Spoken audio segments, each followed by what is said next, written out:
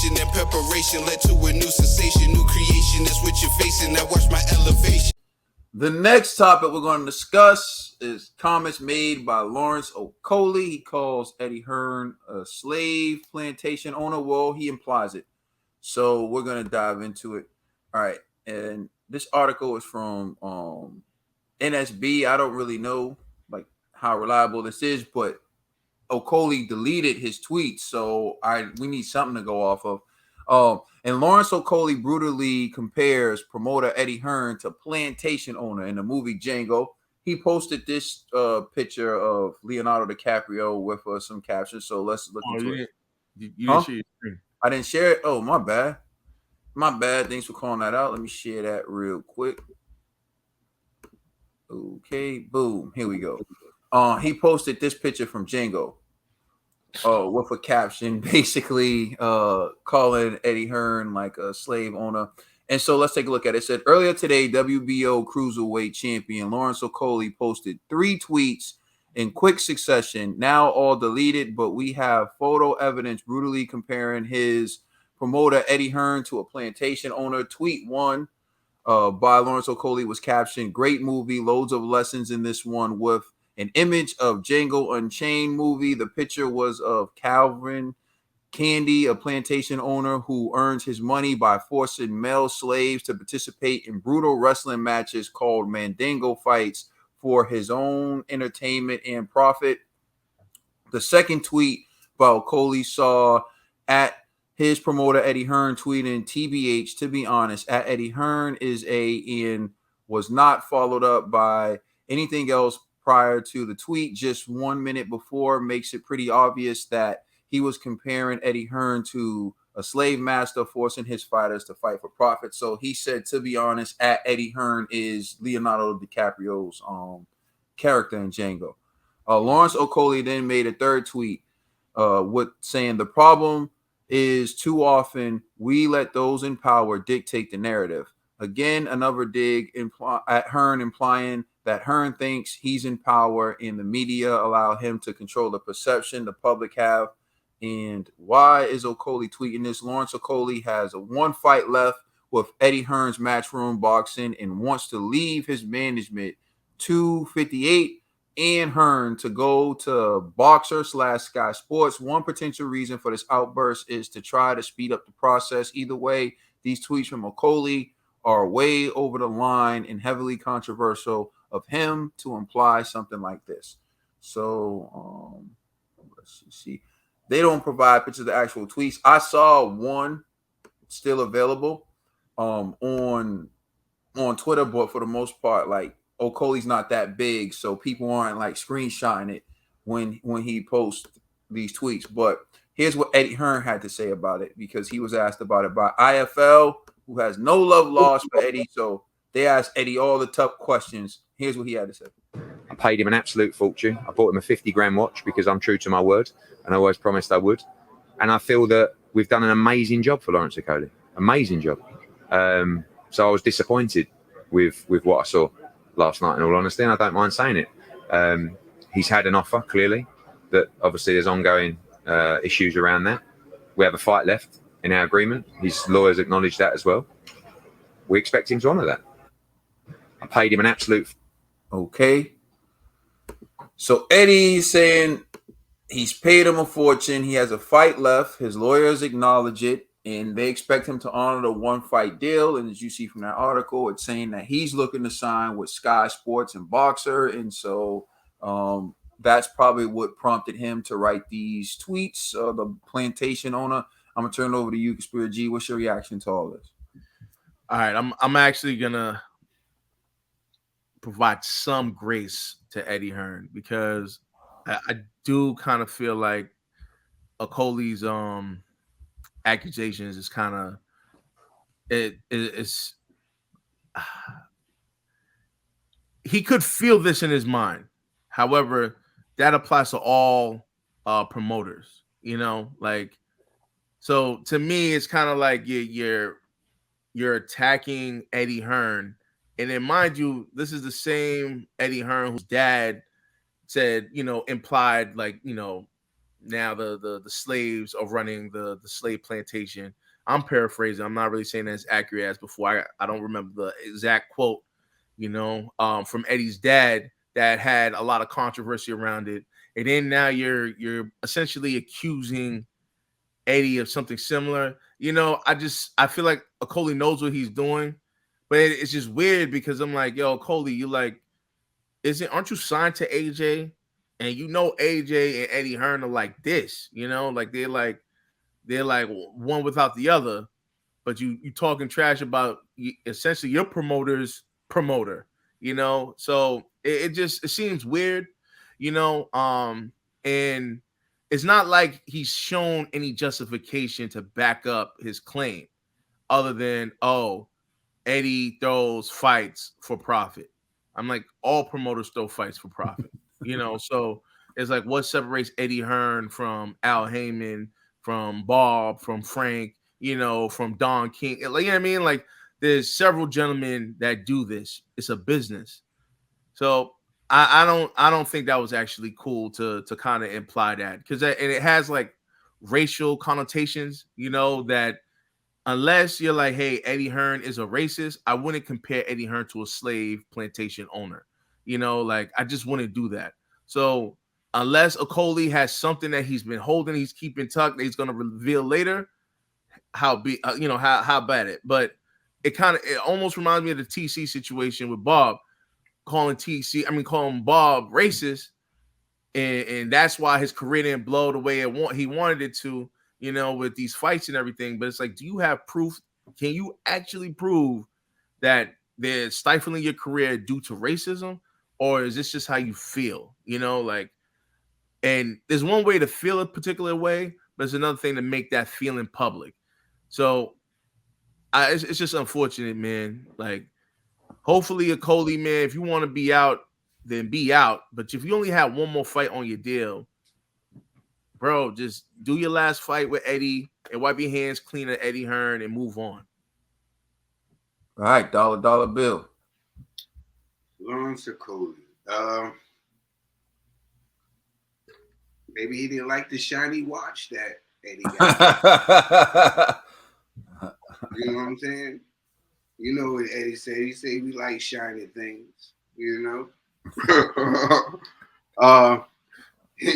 Eddie has made a lot of, first of all, Lawrence, I agree with you, G. There's no evidence. The same way I'm going to keep the same energy, the same way I was with TC, too. There's no evidence. Save it. But there has been a little bit of something with Eddie. Eddie has said a lot of things that has been insensitive, to our culture, and people would dismiss it by saying, oh, you don't understand our humor or our banter. But insensitivity is insensitivity. And it just means that you're ignorant if you don't understand the things and the trials and tribulations that we have been through in this country. So with that being said, maybe he was just trying to hold on to something that people have been saying, made comments about what Eddie done said before, and try to use that to but there's nothing there, Lawrence. There's nothing there. Eddie is doing what all the other promoters do, or what they're supposed to be doing, is getting money off of these fighters. It's nothing there unless you got some evidence or some proof. If you don't like the way things is being done, it just goes back to, like, I don't know what's going on with Eddie. Why does everybody is trying to separate themselves? I know the answer. All right. Jealousy. It's called jealousy. It's just like when Chisora was like, yo, where's Conor Ben at? Right? Because he's like, why is Conor Ben getting the bag and I'm not getting the bag? Okolie's probably like, why AJ getting the bag and I'm not getting the bag? This is how that's his artist. It's jealousy. He's trying to. I'm telling you, people can't handle other people's success. You know what I'm saying? It's like they looking at other people's pockets and like, damn, that should be me. And so they're looking at, every time they watch a fight on television, they seeing Eddie smiling with these dudes, cashing checks. news flash, Eddie signs this deal for X amount of dollars. And you're like, damn, bro, I'm barely paying the bills, you know, like, and he's like, when is it gonna be my turn? It's just all hate, bro. That's all it is. It's just really hate, you know. And then you know it's hate because that was an emotional response. Because if it wasn't an emotional response, he would have kept those tweets up. He deleted those for a reason. Especially like, why would you say something like that, knowing that you're trying to negotiate for another deal? No promoter will want to deal with a athlete that's going to call their current promoter a plantation owner. That's beyond reckless. So clearly he's not thinking right. He's right now in an emotional state. So I honestly just believe it's due to the fact that there's all this success around him and he's not getting the bag that he wants. I mean, I feel like it's easy to dismiss people's feelings towards hatred and jealousy, but we just had a segment where Eddie Hearn didn't sign Usyk and he signed AJ. So if Usyk was to come out and say, well, the reason why I didn't sign with Eddie Hearn was because I felt like he gave all his attention to AJ and other fighters, and I was right there and he overlooked me. Could we call it jealousy? No, we cannot. He's beaten Anthony Joshua, may beat him again, and has no deal like Anthony Joshua. If you're looking at Derek Ward Chisora, his issue was he felt like the first time with Josh Taylor and Regis Prograis, he felt like he was on the undercard and he felt like he was going to be the biggest star on that card. So he felt like he deserved more money. His issue wasn't with Josh Taylor. His issue wasn't with Prograis per se. It was the fact that he felt he was just a bigger star than them. And like, you know, and that's what initiated that disagreement.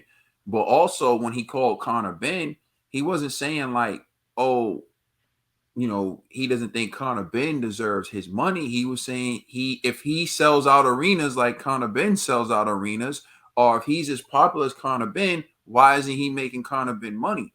Which I think is a logical point. If I turn in as many reports as someone else and my reports are as successful as someone else, they shouldn't make more money than me. I should at least be in that ballpark. So if they're calling out Eddie for that, I don't see that as hate. I see that as their duty as employees of Eddie Hearn to say, where the hell's my money? That's correct. But the difference is with Del Boy, right? He's saying, I'm doing what he's doing, so I should be compensated the same way. Okolie is just calling him a plantation owner, bro. That's the difference. You know, it's like where's your what's your leverage, right? Like where do you stand? Like, do you really think you're a pay-per-view star? Are you a star attraction? Can you hold it down on your own? Like, are you a household name? You get what I'm saying? And now you could be like, I'm not, but I think it's because of Eddie Hearn, because they're not doing what they should be doing to bring me to the next level. That's an argument.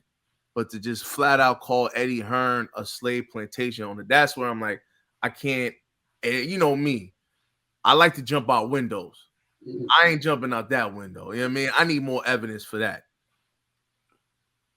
No, I'm with you, and I think we all agree that he went too far with the plantation owner.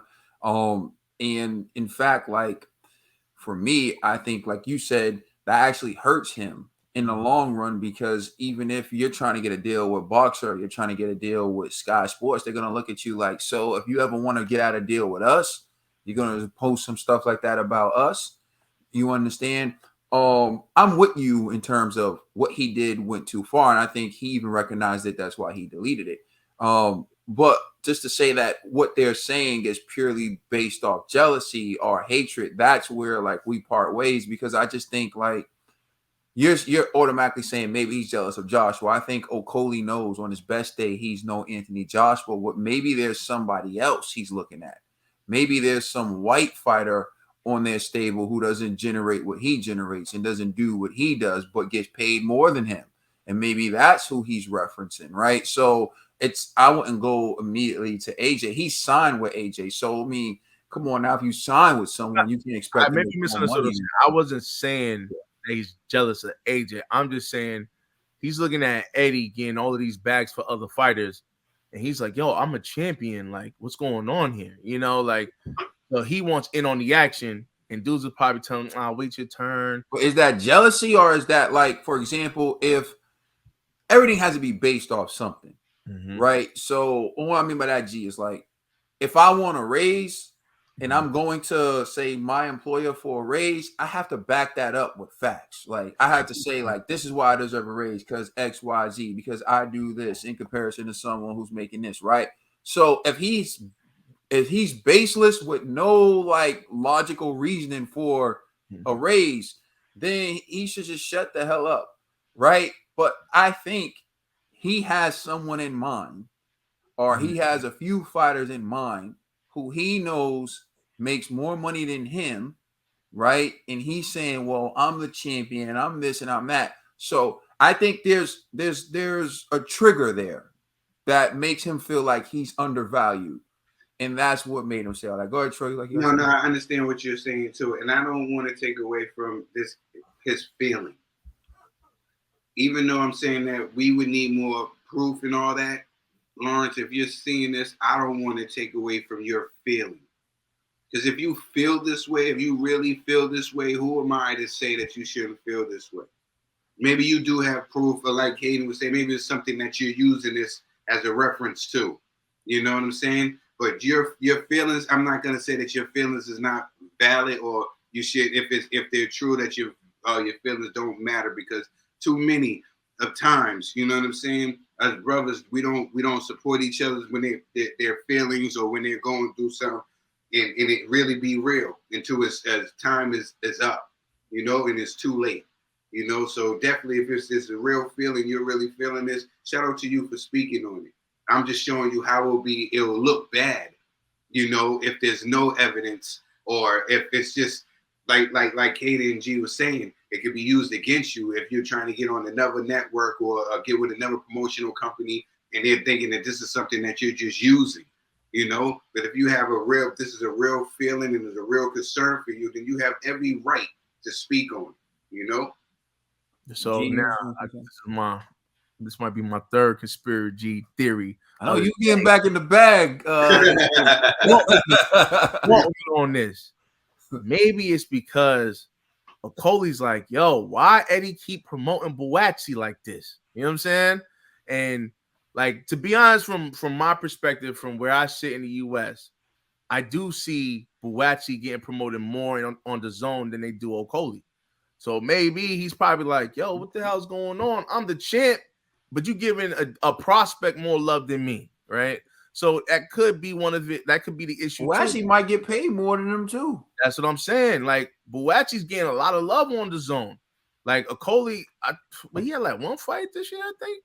I remember like one fight where he brought out the UFC dude and AJ. You know what I'm saying? Like and that performance wasn't really like that spectacular. Like Okolie has Buatsi's performances aren't spectacular either. In all that's true, but with Buatsi, it's like that. You know what? Nah, you're right, bro. I'm you know, they both not spectacular. Yeah, they both have potential, you know. But imagine if you're a champ and you seeing a prospect getting way more love than you, and this y'all signed to the same promotional company. You're like, yo, this is getting crazy. So that could be another reason too why Okolie's like, yo, let me get up out of here and go where I'm valued.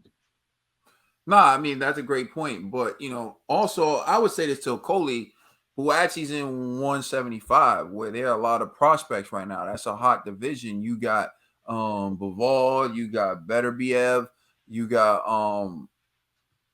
Anthony Yard, who's another potential fight for him. When we talk about Lawrence Okolie, who are we talking about that he can fight? We're talking about Marcus Breedis, who is a dangerous fight for him. We're talking about, what's his name? Upataya, who, you know, he just suffered a broken jaw. But, you know, if that jaw holds up, like, are we really favoring Lawrence Okolie in those fights? Hell, we're not really favoring Buatsi in any of those fights either. I think they both get their behind smoked by all the guys we just named. But Conor Benn and Buatsi are still getting way more love, more visibility. Yo, I've already said this, G. I don't see the whole hype behind Buatsi. I think Buatsi is going to get cooked as soon as he step up in class. Like, Conor Benn, I see the hype behind Conor Benn. I see the improvement. I see him getting better. I see what he brings to the game. He's also in a pretty good division as well. And that's, I think, Okolie has to think about that. You have to think about your division. that you're in, and he's a cruiserweight, and cruiserweight historically doesn't get as much love as those other divisions because the best cruiserweights just go to heavyweight. Heavyweight, yep.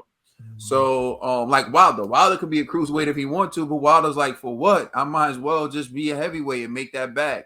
But responding to what he said about the plantation owner, you know, I realize a few things. People don't understand this, right?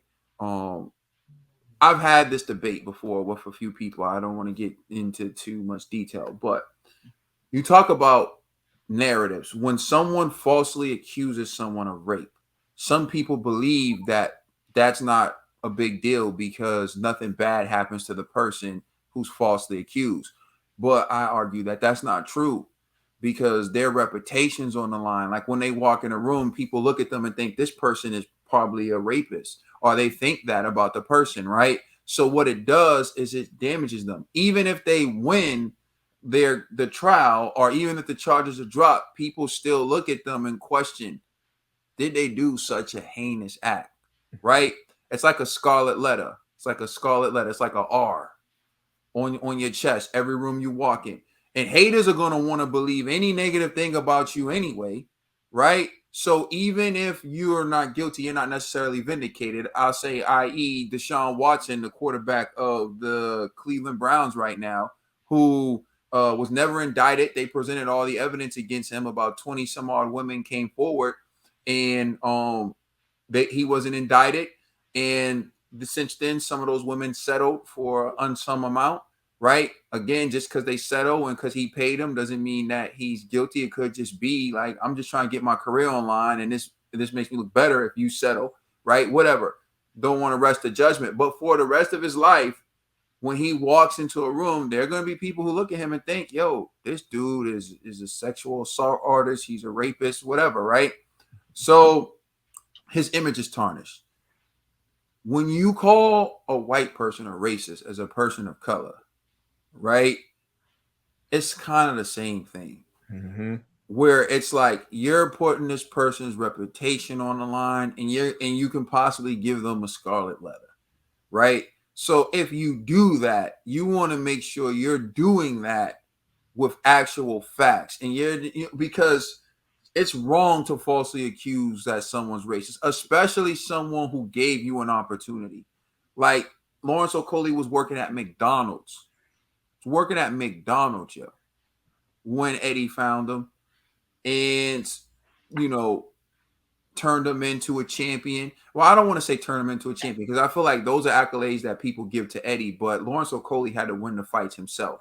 He put Okolie in position to become a champion. Gave him the opportunities to become a champion, right? And so when you look at where he started and where he's at, did Eddie Hearn help him get to a better position? Yes, he did. Now, if you don't like your deal, you signed it. You signed it because it was your best option at the time. I went over this with Gervonta Tank Davis with Floyd Mayweather when he was mad at Floyd Mayweather. What better options did you have, Okolie? It's great that you have the opportunity to sign with Sky and Boxer now, but they didn't believe in you when Eddie did. It was because Eddie believed in you. Eddie put you in front of these people. Eddie got you these fights so that Sky can look at you now and want to sign you. You won those fights. Kudos to you. You did what you had to do. But the point is, now you're not happy with something that Eddie's doing. But you can't overlook what he's done. And then to compare him to, the plantation owner in Django. Yo, slaves didn't get paid. Exactly. Slaves didn't get paid. There's a huge difference. So to compare yourself and to that you're actually the one being disrespectful. As a descendant of slaves, what you're saying is disrespectful. To call Eddie, plantation owners didn't pay their slaves. You got compensated for all your fights to the point where you don't have to work at McDonald's. You don't even have a job, Okolie. You're a full-time boxer now. There's some boxers who have to box and work, even as contenders. You don't have to do that because of the support you have gotten. So to call that man a slave owner, I think is out of touch. It's out of touch with, people who really, whose families really experienced slavery, who really grew up feeling the impact of slavery.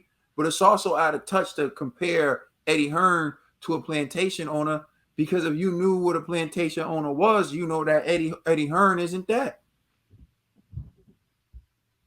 Eddie Hearn's not making people fight for him for his entertainment. He's making those people fight for global entertainment, and he pays them for their services. See, Chisora went up to Eddie and said, I need more money. He didn't say, I need money. He acknowledges that he gets some, right? You want to leave and you want to go to another place, and he's saying you got another fight on the contract. Yeah, bro, you got another fight on the contract. So they're offering you more money now. They're offering you more money now. So you want to go fight for them now. And because he's saying you got another fight on your contract, you mad? That contract made you who you are. Without that contract, you still be at McDonald's doing whatever you was doing. Would you want the fries? Nah, for real. Like people inherit the benefit, and once they inherit the benefit and they're in a position where they can succeed, then they want to overlook how they got there. It's the same with Gervonta Davis. When you met Floyd, what were you? Who knew you? What were you doing? Floyd guides your career. Floyd and LB, they get you in these positions, and then you become a pay-per-view attraction, and now you're talking about you want to leave. But he ended up staying because he ended up seeing the light. I'm going to close by saying this. If you're a fighter, and not just a fighter, if you're anyone, if you work at a job, any job, before you go racism, make sure you have evidence. 100.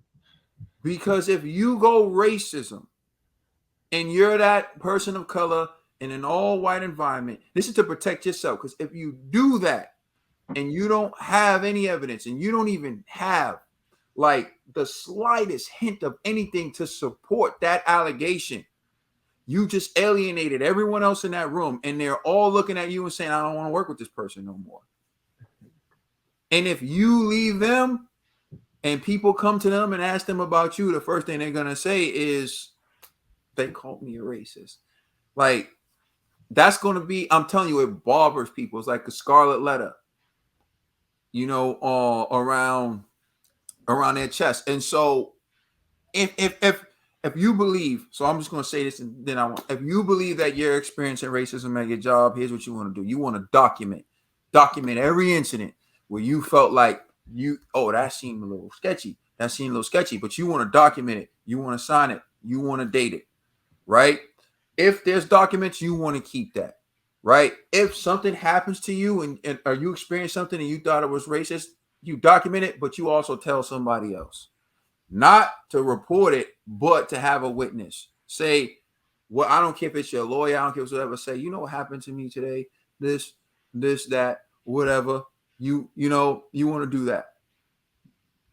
And then once you have enough evidence, if there's video, if it's whatever, you keep all that. Once you have enough evidence, that's when you come out. But you don't just come out and call the person racist, because what good is it to do it in social media? I'm sure they got a legal team. I'm sure they have like a diversity, equity, and inclusion department within Matchroom. You go to them and you say, look at this, look at that, look at this, look at that. Right? You don't even got to provide them with a copy if you want to, if you want to show it, you want to present it to them, and then say, hey, look, I'm gonna go public with this. And you go that route. You give them a chance to fix it. Maybe then Eddie would be like, yo, I'll release you from your contract because you got all this evidence that I don't want coming out. All you want is to be released. Good riddance. Mm-hmm. But you're doing it this way, you're hurting yourself. Need proof. Mm-hmm. Let us know how you feel in the comment section. Please like and subscribe. Check us out on Instagram and Twitter. And please check out our podcast on all major streaming services. We are the Boxing Boys.